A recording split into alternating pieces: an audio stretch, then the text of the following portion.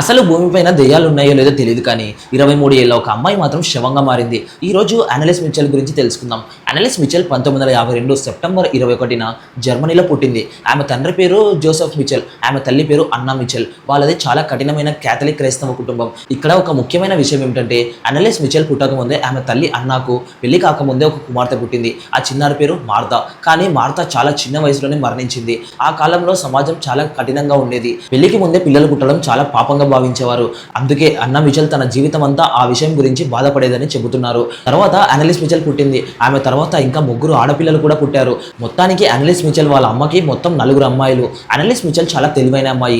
చదువులో చాలా చురుగ్గా ఉండేది. వాళ్ళ ఫ్రెండ్స్తో చాలా కలిసిమెలిసి నవ్వుతూ మాట్లాడేది. కానీ ఆమె కుటుంబం మతపరంగా చాలా కఠినంగా ఉండేది.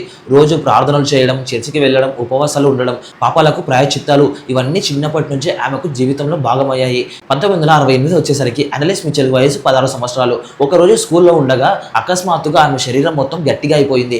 మాట్లాడలేకపోయింది. చేతులు కాళ్ళు కదలలేదు. కొన్ని నిమిషాల తర్వాత నార్మల్ అయిపోయింది. అది అనలిస్ మిచెల్ లైఫ్ లో మొదటిసారి జరిగిన ప్రమాదం.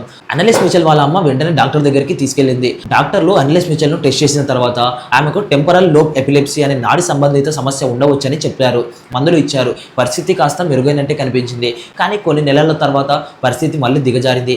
కొన్ని నెలల తర్వాత అనలిస్ మిచెల్ ఏం అనుభవించిందంటే, నా చెవుల్లో గొంతులు వినిపిస్తున్నాయి, ఎవరో నన్ను శపిస్తున్నారు, చుట్టూ భయంకరమైన ముఖాలు కనిపిస్తున్నాయి, ఎవరో నన్ను చంపాలని చూస్తున్నారని చెప్తుంది. స్టార్టింగ్ లో వాళ్ళ పేరెంట్స్ ఇదంతా ఒక భ్రమలే అని లైట్ తీసుకున్నారు. కానీ రోజు రోజుకు అనలిస్ మిచెల్ ఇలా చేయడం చాలా ఎక్కువైంది. వైద్యం పని చేయకపోవడంతో అనలిస్ మరియు ఆమె తల్లిదండ్రులు ఇది సైన్స్ సమస్య కాదు, ఆధ్యాత్మిక సమస్య అని నమ్మడం ప్రారంభించారు. ఆమె చర్చికి వెళ్ళినప్పుడు పవిత్ర జలాన్ని అంటే హోలీ వాటర్ ని తాకడానికి నిరాకరించడం, సిలువను చూసి ఆమె భయపడి చాలా గట్టిగా అరవడం, ఆమెలో విపరీతమైన మార్పులు వచ్చాయి. ఆమె బట్టలు చింపేసుకునేది, నేలపై పడి కుక్కలా మొరిగేది, పిల్లిలా అరిచేది, తన సొంత మూత్రాన్ని తానే తాగేది, నేలపై ఉన్న ఈగలను అలాగే పురుగులను తినడం ప్రారంభించింది. ఒక సాధారణ మనిషికి ఉండనంత విపరీతమైన శారీరక బలం, సూపర్ హ్యూమన్ స్ట్రెంగ్త్ ఆమెకు వచ్చేసిందట. ఆమెను పట్టుకోవడానికి ఇంట్లో వాళ్లకు సాధ్యమయ్యేది కాదట. అనలిస్ మిచెల్ కుటుంబం క్యాథలిక్ చర్చిని ఆశ్రయించి ఆమెకు భూత వైద్యం చేయడానికి అనుమతి ఇవ్వమని కోరారు. మొదట్లో చర్చి దీనికి నిరాకరించి వైద్యం చేయించమని చెప్పింది.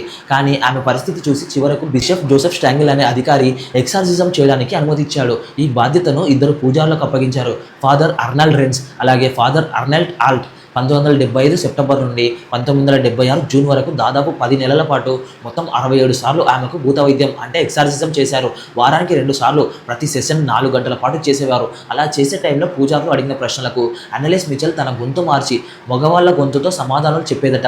తన శరీరంలో 6 దెయ్యాలు 6 ఆత్మలు ఉన్నాయని ఆ గొంతుల పేర్లు కూడా చెప్పిందట ఆమె.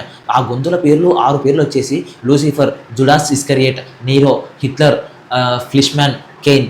ఈ 6 పేర్లను ఆమె చెప్పిందట. ఈ 6 దెయ్యాలు నాలో ఉన్నాయని.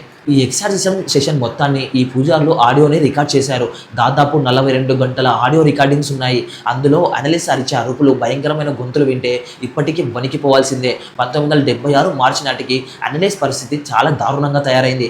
ఆమెకు న్యూమోనియా, ఊపిరితిత్తుల వ్యాధి వచ్చింది. నిరంతరం మోకాళ్ళపై నిలబడి ప్రార్థనలు చేయడం వల్ల ఆమె మోకాళ్ళు విరిగిపోయాయి. ఆమె రోజుకు దాదాపు 600 సార్లు మోకాళ్ళపై పడి ప్రార్థన చేసేదట. అన్నిటికంటే ఘోరమైన విషయం ఏమిటంటే, సాతానును ఓడించడానికి ఆమె ఆహారం మరియు నీరు తీసుకోవడం పూర్తిగా ఆపేసిందట. అంటే పూజారులు కానీ తల్లిదండ్రులు కానీ ఆమెను బలవంతంగా డాక్టర్ దగ్గరకు తీసుకెళ్లలేదు. బలవంతంగా ఆమెకు ఫుడ్ కూడా పెట్టలేదు. 1976 జూలై 1న అనలిస్ మిచెల్ తన గదిలో మరణించింది. మరణించిన సమయానికి ఆమె వయసు కేవలం 23 సంవత్సరాలు మాత్రమే. ఆమె బరువు మాత్రం 30 కిలోలే మాత్రమే ఉంది. ఆమె చనిపోయే ముందు చెప్పిన చివరి మాటలు ఇవే: నాకు విముక్తి ప్రసాదించమ్మా అని ఆమె తల్లితో, అలాగే ఫాదర్ నా కోసం ప్రార్థించండి అని చెప్పి చనిపోయింది. అనలిస్ మిచెల్ మరణం జర్మనీలో పెద్ద సంచలనం సృష్టించింది. ప్రభుత్వం దీనిపై విచారణ చేపట్టింది. పూజారులు మరియు తల్లిదండ్రుల నిర్లక్ష్యం వల్లే ఆమె చనిపోయిందని కోర్టు కేసు నమోదు చేసింది.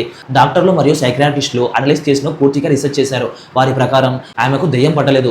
ఆమె గ్రేవ్ మెంటల్ ఇల్నెస్ మరియు మూర్ఛవ్యాధితో బాధపడింది. కఠినమైన మతపరమైన వాతావరణంలో పెరగడం వల్ల ఆమె మానసిక భ్రాంతికి లోనై తనలో దెయ్యాలు ఉన్నాయని తానే నమ్మింది. ఆమెకు సరైన వైద్యం అందించి బలవంతంగా ఆహారం ఇచ్చి ఉంటే ఆమె బ్రతికేదని డాక్టర్లు కోర్టులో చెప్పారు. 2 సంవత్సరాల విచారణ తర్వాత కోర్టు అనలిస్ తల్లిదండ్రులను, జోసెఫ్ అన్నా మరియు 2 పూజారులను ఫాదర్ రెన్స్, ఫాదర్ ఆల్ట్ నిర్లక్ష్యం వల్ల జరిగిన హత్య కింద దోషులుగా తేల్చింది.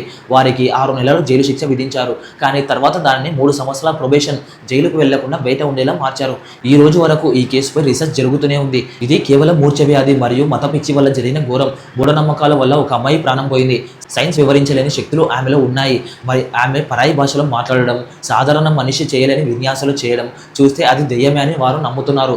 అనలిస్ సమాధి ఇప్పటికీ ఒక పవిత్ర స్థలంగా కొందరు భావిస్తున్నారు. అనలిస్ మిచెల్ కథ మానసిక ఆరోగ్యం పట్ల అవగాహన ఎంత ముఖ్యమో, అలాగే మూఢనమ్మకాలు ఏ స్థాయికి తీసుకెళ్తాయో చెప్పడానికి ఒక నిదర్శనంగా మిగిలిపోయింది.